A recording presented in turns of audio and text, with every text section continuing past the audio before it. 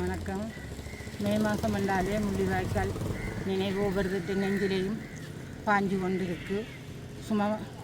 வலி சுமந்த இதயங்களோடு கனத்த உள்ளங்களோடு இன்றைக்கு முள்ளிவாய்க்கால் 12ஆம் தேதி 18ஆம் தேதி வரையும் நினைவுகளோட ஆற்றுமங்கள் எத்தனையோ ஆற்றுமங்கள் அனாதையாக சதையோடும் எலும்போடும் பிறந்து கிடந்து எங்களை காணாமல் போன பிள்ளைகளையும் தேடி நாங்கள் இன்று வரையும் 18 வருஷமாக அலமோதி கொண்டிருக்கும் பெற்றோர் இதில் நிற்கிறோம்.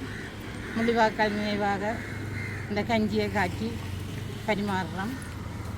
மற்றது எத்தனை சுமையெல்லாம் இருந்தாலும் ஒவ்வொரு பிள்ளைகளையும் துளைச்ச தாய்மார் தான் இதில் நிற்கிறோம்.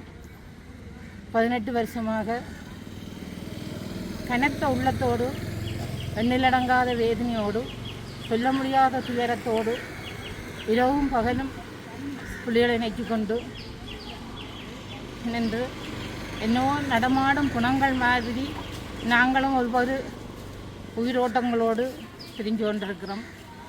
எங்களுக்கு ஒரு தீர்வு கிடைக்குமென்னு சொல்லி இந்த 18 வருஷமும் உலக நாடு முழுக்கலும் ஒரு நாளெண்டாலும் எங்களை திரும்பி பார்க்கல.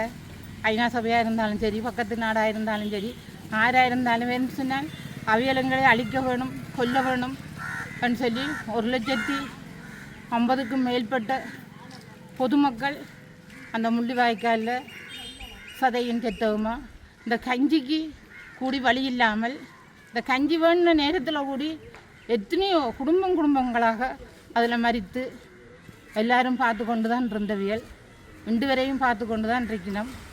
வந்த அரசாங்கமும் விலக்குகளை சொல்லி கொண்டு வந்தது. காணாமல் போன புள்ளிகளுக்கு ஒரு தீர்வு நான் சொல்லுவேன். எங்கட வீட்டிலையும் காணாமல் போனது. கதவு தட்டி சத்தம் கேட்குற நேரத்தில் எங்கள் அம்மா எவ்வளோ வேதனையோட சுமையோட கதவை துறப்பா அதே மாதிரி தான் நீங்களும் இருக்கிறீங்கள். உங்களுக்கு ஒரு பதில் சொல்லுவோம்னு சொல்லி வந்த ஜனாதிபதி கூடி ஏன்னு சொன்னால் அவரும் ஒரு சிங்கள தானே, அவரும் ஒரு எங்களை அழிக்கிறதுக்கு முன்னுக்கு நின்றவர் தானே. அதனால் அவர் என்ன எங்களுக்கு ஒரு நீதி தெரிவாருண்டு அந்த நேரத்தில் நாங்கள் நினைக்க இல்லை. ஏன்னு சொன்னால் அரசாங்கம் மாற வேணுமென்று நினைக்க நாங்களுடைய எந்த சிங்களவன் வந்தாலும் எங்களுக்கு இப்படி தான் ஒரு துயரம் பெருமென்று சொல்லி நாங்கள் யோசிக்கல. ஆனால் இப்போ யோசிக்கிறோம். யார் வந்தாலும் தமிழினம் நாங்கள் அவங்களுக்கு அடிமையாகத்தான் வாழ வேணும், இருக்க வேணும்னு சொல்லி அதைத்தான் அவங்களும் நினைக்கிறாங்க.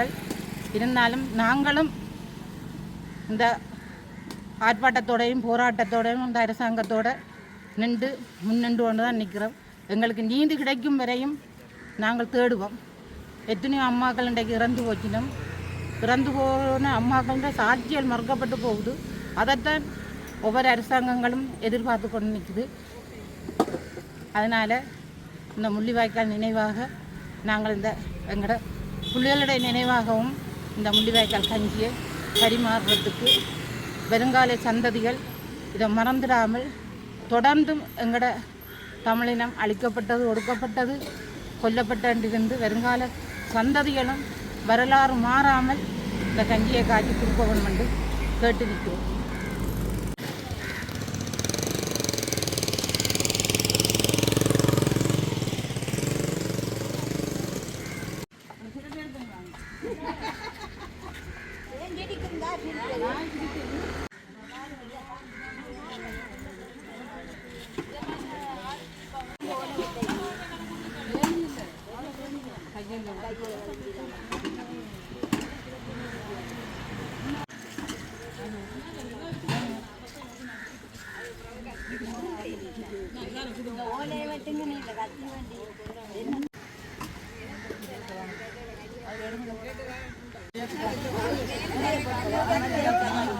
நிறைய போட்டா அப்படி மத்திய சாப்பாடு